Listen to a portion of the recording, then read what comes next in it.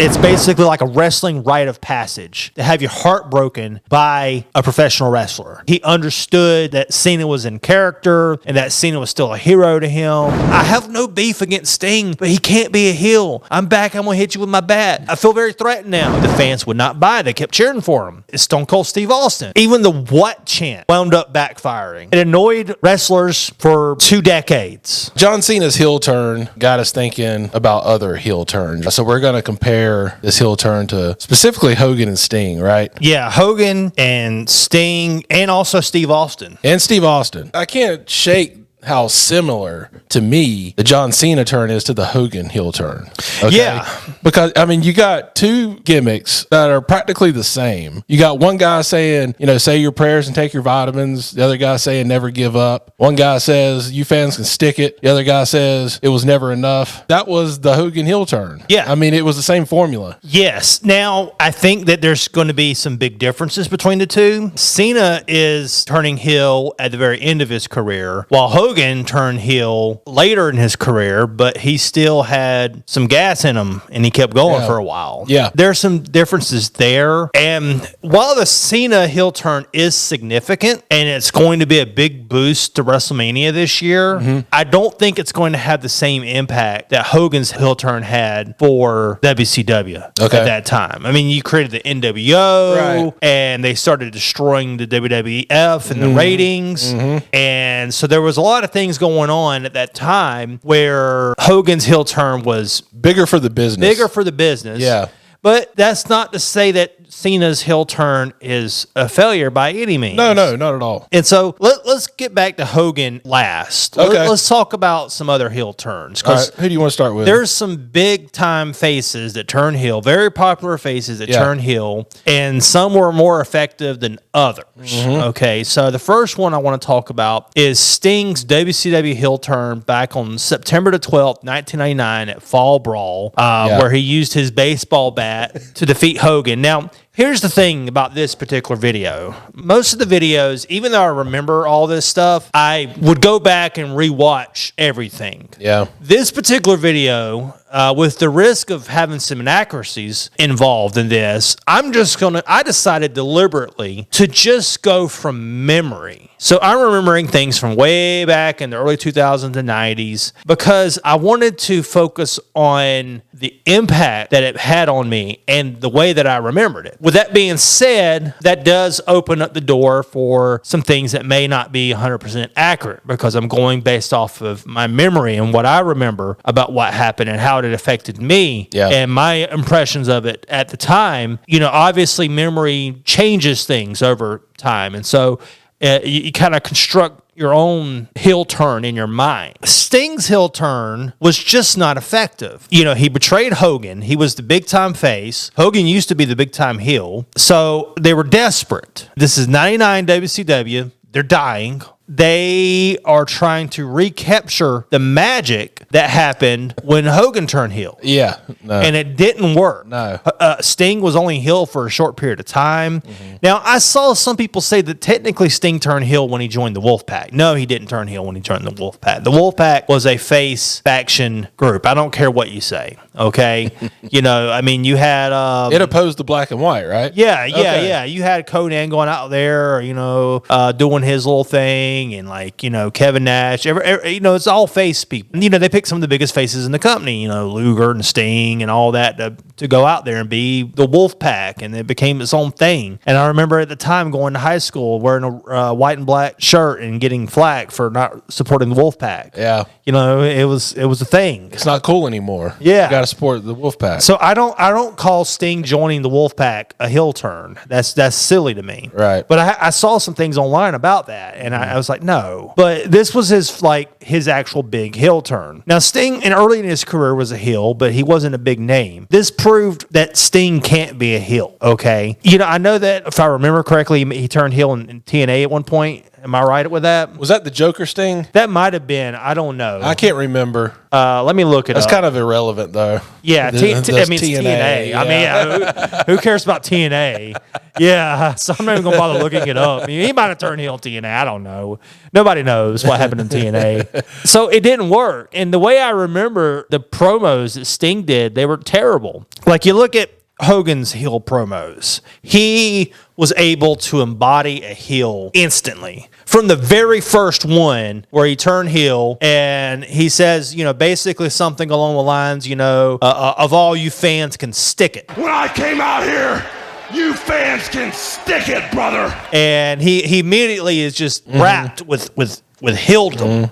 Yeah. Okay. And Sting comes out there and it just sounds pathetic for him trying to be a heel. Yeah. Oh, I'm going to hit you with my bat. That was his whole thing about being a heel, that he was going to hit you with his bat. Okay. We've seen the bat before.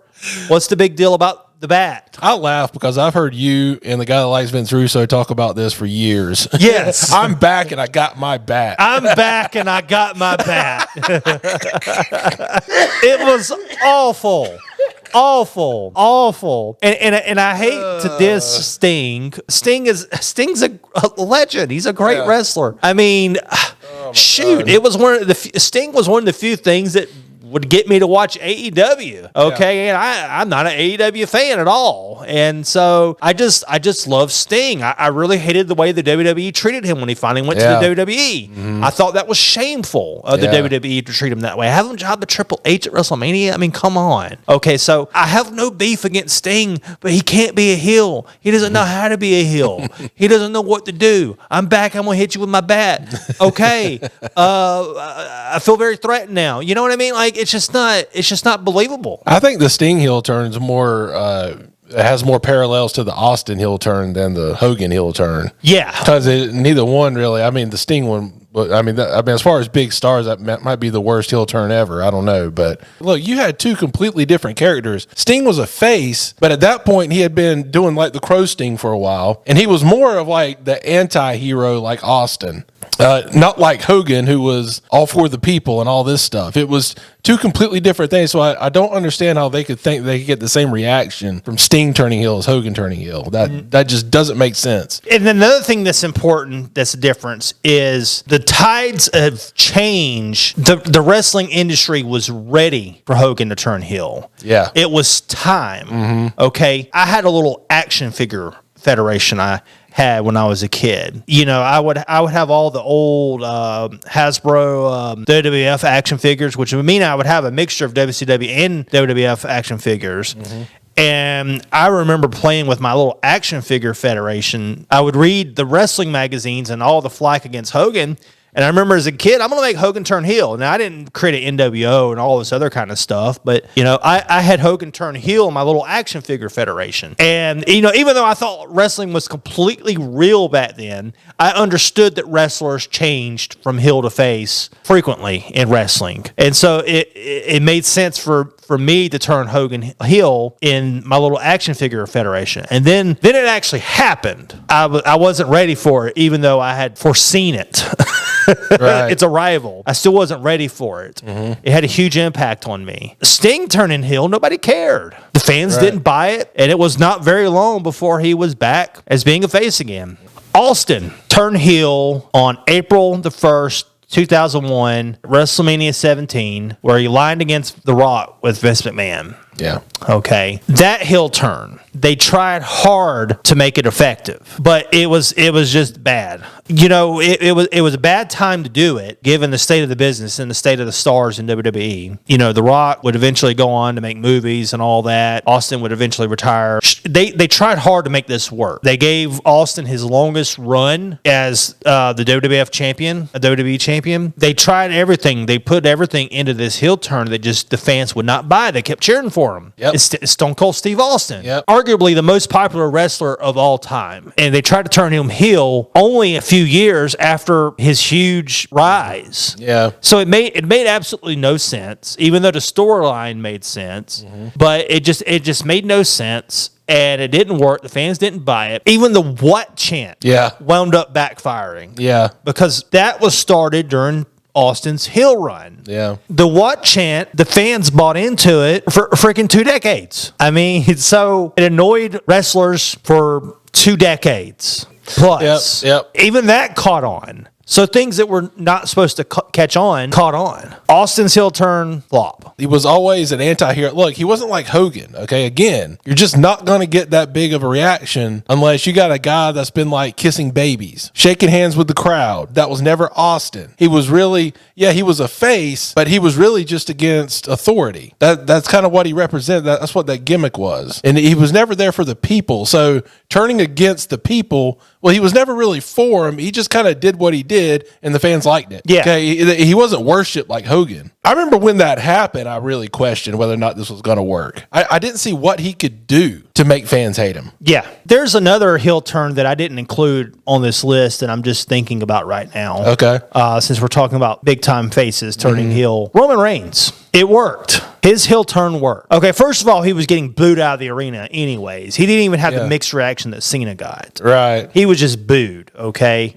The fans laid off of him for a little while when he got cancer. And then a few months later, they started booing him again. Right. Okay, even beating cancer didn't give this guy, the opportunity to be a true face, okay? They did the best thing that they should have done, which is they turned him heel, and it worked. Yeah. And now the fans are cheering for him, okay? But that one, I hardly consider it a heel turn because it was more of we got to figure out what to do with this guy to get him over. It was just a matter of being a face wasn't working, so let's try being a heel because what else are we going to do? And it worked because Roman naturally is, at the very least, an anti-hero type character or a heel. He's not naturally a good guy babyface. He's not Cody Rhodes. Yeah. He's not going to go out there with American-style pants and kissing babies and going to Make-A-Wishes and stuff like that.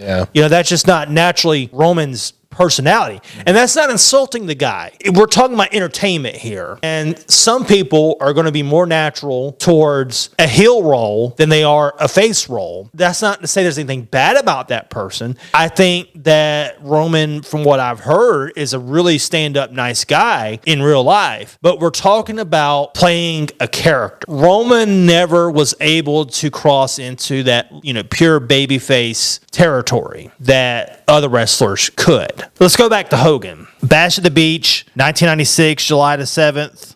The New World Order is formed, and wrestling was changed forever. Okay, so we went from say your prayers, take your vitamins, Hulk Hogan, all this stuff for kids, American flag, beating, Sergeant Slaughter, and being All-America and all that kind of stuff, to now being part of the NWO. It was a great angle. We're trying to beat this little fledgling WCW with all these WWF guys. It got the fans on the side of the WCW guys, but also the NWO had a cult following. Yep. Even though it was a heel stable. And it fit in really well. The tides have changed in the 90s. The culture was changing. Everything was getting edgier. It just went along with that, and it kept Hogan's career alive for years longer. It just became this big thing. The NWO could have also worked in the WWE if they would have done it right, but they didn't do it. They didn't know how to use the NWO. Bischoff knew what he was doing. It would not have worked if they used Sting. I know Sting was like the backup guy, according to legend or whatever. It would have not have worked if it was Sting. It had to be Hogan. Right. Had to be a WWF guy, and it had to be Hogan for this to work the way it did. Yep. And as soon as he picked up the microphone, it was like a complete switch. Turning off the light. He just completely went straight heel. There was no transition, nothing. I mean, just I'm a heel immediately. You fans can stick it. This trash in the ring represents these fans. I mean, brilliant. There's a lot of things about Hulk Hogan I don't like, but he knew how to turn a heel. He did it. It was a masterclass of a heel turn. Okay, he knew exactly what he was doing, and that's the thing. You might not have gambled on Hulk Hogan at the time because most of the '80s and through half the 90s, he was this babyface, say your prayers, take your vitamins wrestler, and then he became this big-time heel. You would have maybe not have betted that he would have done as good job as he did. He did a great job. So, once again, comparing it to Cena. Cena's at the end of his career. It's a risky move to turn him heel. I was kind of wondering how well he was going to do it. He didn't do a promo immediately after turning heel like Hogan did. We had to wait for Raw for that to happen. Yeah. Okay. And at first, I was happy that he turned heel on Cody Rhodes, but I was kind of worried if it was going to look like a Sting heel turn. The initial Cena heel that we saw was basically Cena, but with a frown. You know, he had his heel frown on. And you know, Hogan changed his whole look. Yeah. He went from red and yellow to black and white, wearing the feather boa. Cena just frowned. He continues to wear what he's wearing before. He just frowns now. But it makes sense. He doesn't need to copy Hogan on what Hogan did. He needs to do his own thing. Yeah. We really got to see whether or not their heel turn was going to work when he did his promo in Brussels, Belgium on Raw, right immediately following Elimination Chamber. And I know Kevin Nash said this, on his podcast that, having a foreign crowd is an easy crowd to work. So, but here's the thing that I've noticed in wrestling, okay? I've noticed that fans tend to follow the example of other fans. What I'm getting into with that is the fans at home are going to react to how the fans in the arena react. We're very much influenced by others, by the herd, by the crowd, okay, as a species, okay? And we're going to do what we see everyone else doing. It could be to rebel against what everybody's doing or to go along with what everybody else is doing. So, for example, Hogan's heel turn, fans are throwing stuff in the ring. Throwing things in the ring became a thing in WCW for years after that. But this was the first time that really happened, in WCW. I mean, it's happened in wrestling before, but this is the first time it happened in WCW. So fans caught on to that. Like if you look at the Hogan Rock match, the fans were cheering for Hogan. The fans at home were rooting for Hogan. People followed the crowd. Even though it was on a TV crowd, people follow the crowd, okay? So I think having Cena do his first heel promo in front of an easy crowd is actually a great idea. Don't put him in front of ECW Philadelphia crowd where they would have cheered for everything he said. Put him in front of an easy crowd. Let the fans get used to hearing him being booed and roll with that, and the fans will follow in the future. On top of that, Cena did a great job in his promo. He was wonderful. And, some of the stuff I heard online aggravated me. Okay. Another thing I noticed is that the fans were divided in some cases with Cena's heel turn. But it was almost like a flip-flop. The fans that booed him years ago were cheering this, and the fans that supported him years ago are now booing this. Yeah. It's like the fans have flipped, okay, because the fans would do the let's go Cena sucks. And Cena addressed both crowd and dissed both of them. And he singled out a fan, and that kid became a meme. Okay. He's coming out. He's still got his same music, which is great because the fans can sing the John Cena sucks. He's not changed as a person. The problem isn't John Cena, it's the fan. The fans are the problem. And that's Cena's whole argument. The thing that's different between Hogan and Cena's heel turn is that when Hogan turned against the fans, it was more of, I'm selling out, I'm Hollywood, I could care less about you fans. While Cena is dropping some truth bombs that he busted his ass for all these years and the fans didn't care and treated him horribly. So he was dropping some truth. Now, with him saying that the fans used him, the ones that supported him used him, that was a weaker argument. I don't think that's true. But he had to say something insulting. Yeah. And then I heard fans said that he shouldn't have singled out that one kid. And I'm just like, we got Florida trying to make it where kids are working in farms and factories overnight. And we got this kind of crap happening in America. And then you're going to talk about John Cena singling out a fan as being awful. What's wrong with you? Yeah. This is professional wrestling, okay? I had to drop that in there, Lance. It's professional wrestling. If you don't have your heart completely just broken by a wrestler at some point in your life, you're not watching professional wrestling. You're not watching it right, okay? Just like I had to go through Hogan, being a Hulkamaniac, just like I had to go through that back in middle school, this kid had to go through this. And if anything, he was a little bit more prepared for it. There's a quote that's attributed to him where he talks about how he understood that Cena was in character and that Cena was still a hero to him. I mean, so this kid's smartened up. You know, he understands that Cena is playing a character when he got singled out by Cena. Okay. And Cena also, you know, brought up how awful the fans were for making this kid into a meme and all that. I mean, it's just great. And it's professional wrestling. The kid, it was an honor to this kid. Yeah. It was an honor to this kid to be made as an example. Like, this kid is going to remember this the rest of his life, that John Cena singled him out of like a crowd of like thousands of people and singled him out personally and insulted him. It's professional wrestling, so it's great. The kid understood that this is a character, that John Cena's playing a role. It's basically the equivalent of like watching a movie and then the bad guy looks at the screen and he says, hey, you couch potato sitting at home, you suck. Yeah. You know, well, you can't do that in movies because that breaks the fourth wall, but in wrestling, you can do that. And that's one of the things that's magical about wrestling, is that there's this interaction between the crowd and the performers. And that's what was so beautiful about this situation with this kid. And his response, I mean, he could have like just been all sad and depressed about it, but he's like, I understand Cena's playing a role. I mean, big deal. I understood it. I got it. The kid wasn't harmed by this. Yeah. Okay. He became immortal. He's now a meme. Okay. And it reminded me so much of when I was a kid and Hogan turned heel. Even though Cena's heel turn is different than Hogan's in so many different ways, that is the thing that they have in common, is that you had young fans getting crushed by this. It happened to me as a kid. It's basically like a wrestling rite of passage to have your heart broken by a professional wrestler. And this kid went through the same thing that I went through. But like I said, if anything, it was a little bit easier on him because he understands that it's a business. Back then, I thought wrestling was real. I was all about, I mean, there was times I doubted wrestling, but I wanted to believe, you know, I was like, it's still real to me, damn it, guy. You know what I mean? Like I was still, you know, I was just a kid and I wanted to believe in it. And so when Hogan turned heel, I took it personally. Okay. This kid didn't take it personally. I mean, he was affected by it. You can see it on his face. He was affected by it, but you know, he knew that at the end of the day, this is a show and this is entertainment.